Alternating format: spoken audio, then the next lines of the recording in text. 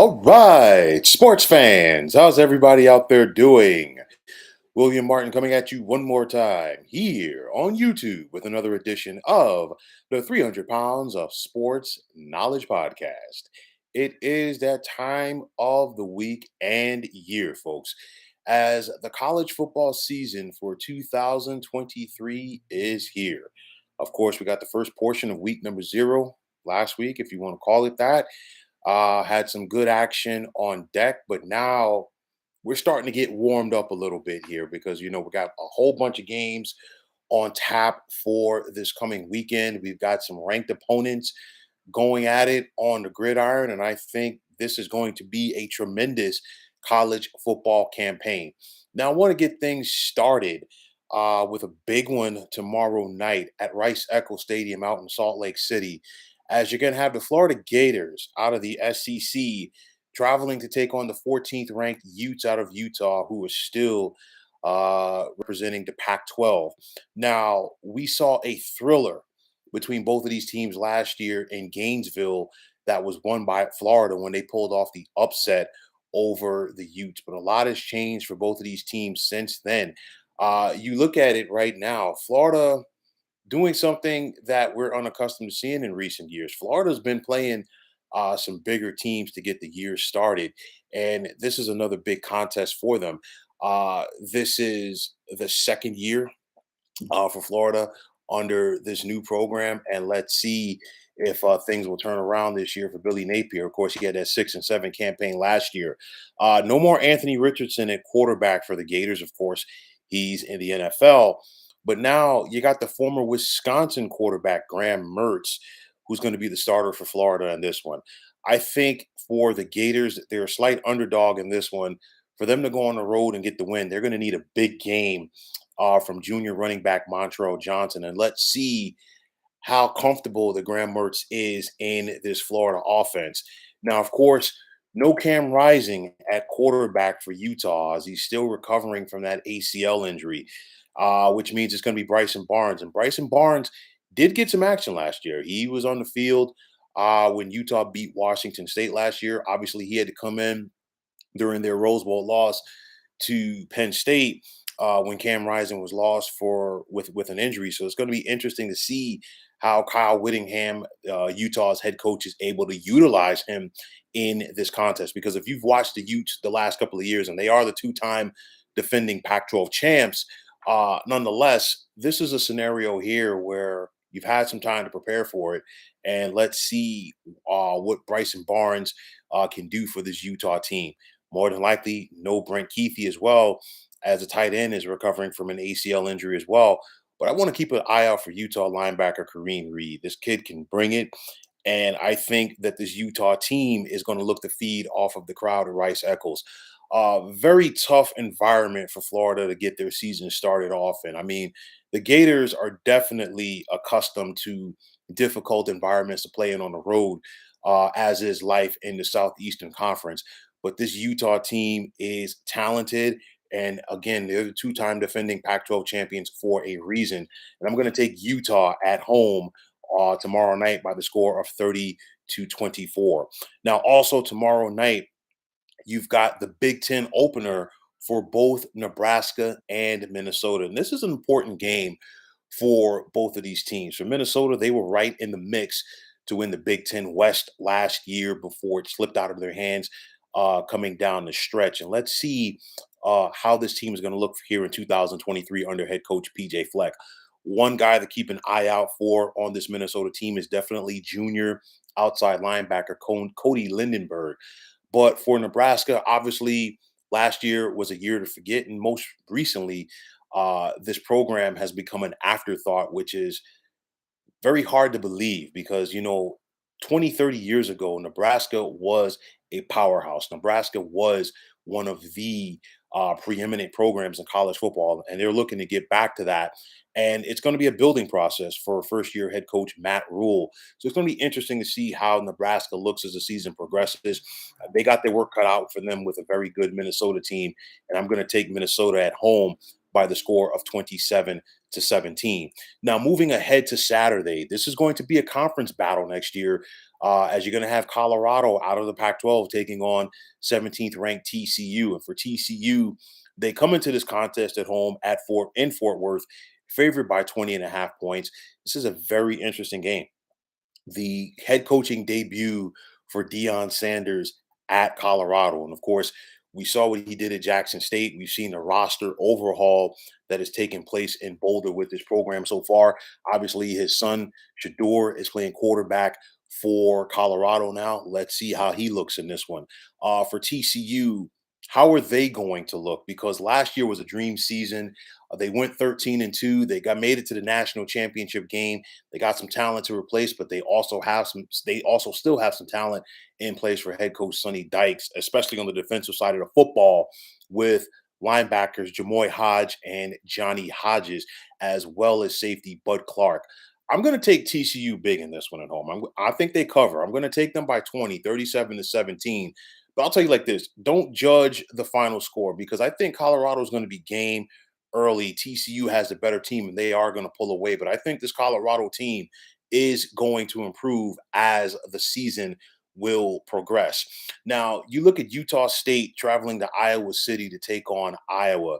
And I know that Iowa is favored big in this contest, but I think that the Hawkeyes should be on upset alert here. And the reason why I bring it up is this: Iowa's offense was 130th out of 131 teams last year in the nation.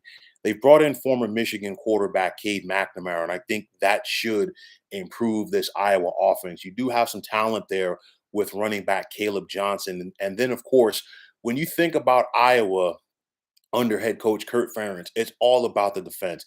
And he has some studs on that side of the ball once again this year with cornerback Cooper DeJean, who should be a Thorpe Award candidate in my book. And also keep an eye out for junior defensive end Deontay Craig. Utah State rather does have a dynamic free safety in Ike Larson, but the Utes, or pardon me, the Aggies rather, excuse me, coming out of the Mountain West, they're going to have an uphill battle, but this is a team that will be ready to battle in Iowa City. I think this game is closer than most people are going to give them credit for. Iowa wins, but I'm going to take them by a touchdown, 24-17.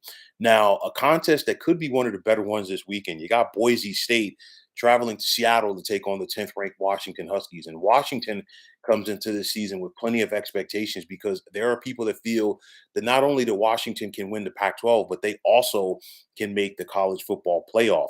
You look at senior quarterback Michael Penix Jr. for the Huskies, as well as wide receiver Rome Ondunze, as far as some of the talent on this high-powered offense for Washington. Then defensively for the Huskies, you got to keep an eye out for defensive end Braylon Trice, as well as outside linebacker Alfonso Tuputala. But you look at this Boise team; they made the Mountain West Championship game last year.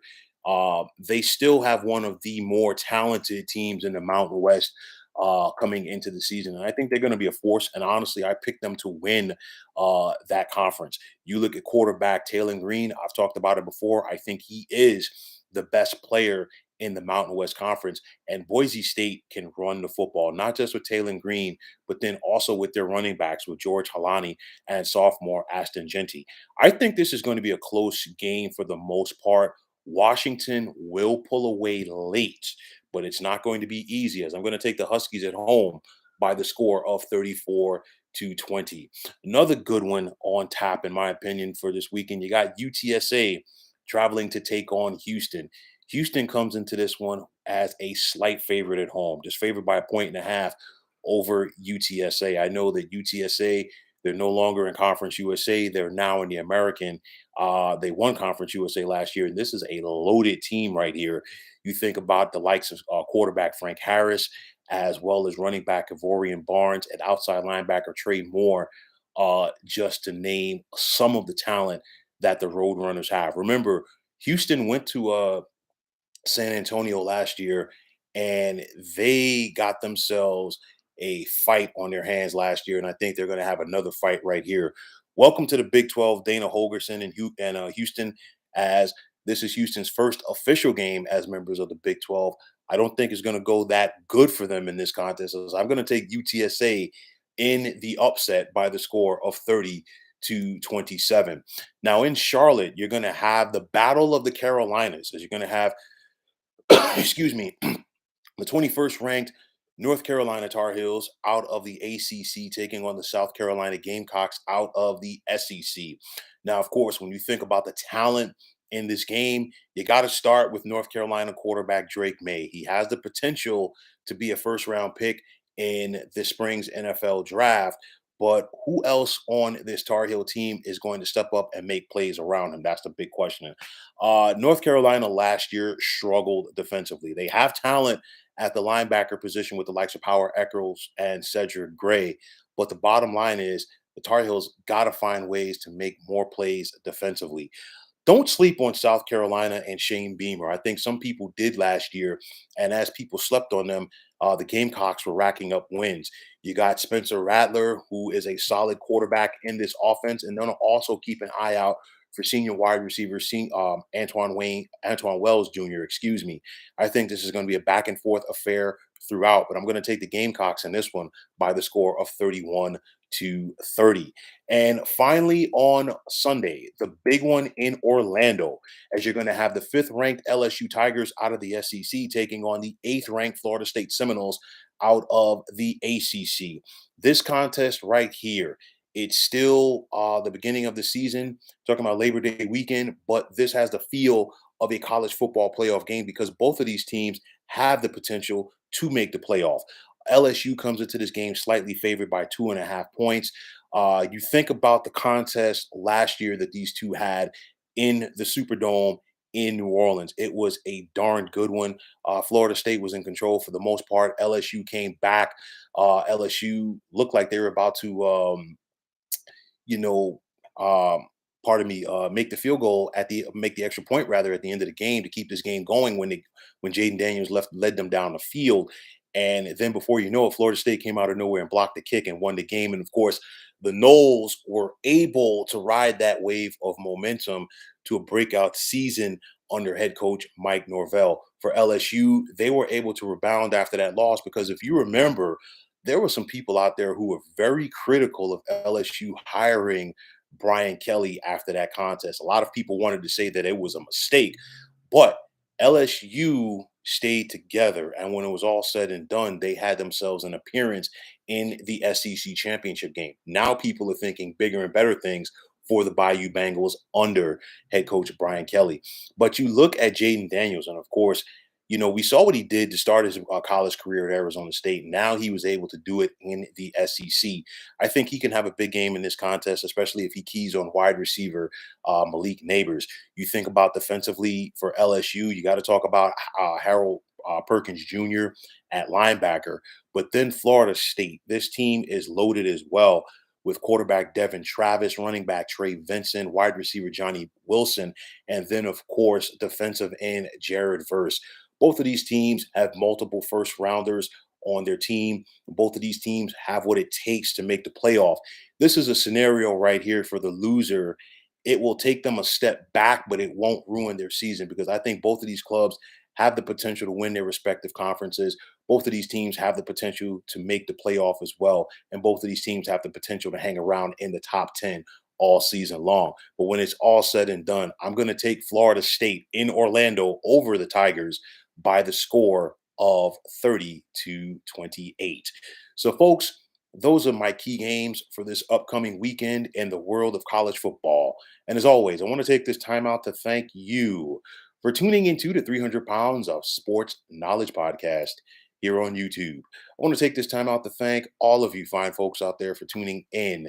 And if you have not already, please feel free to subscribe to this channel. Now, if you're on Twitter, please feel free to follow me at 300 Pounds of Sports. And like I always say, if you follow me, it will be my pleasure to follow you right back.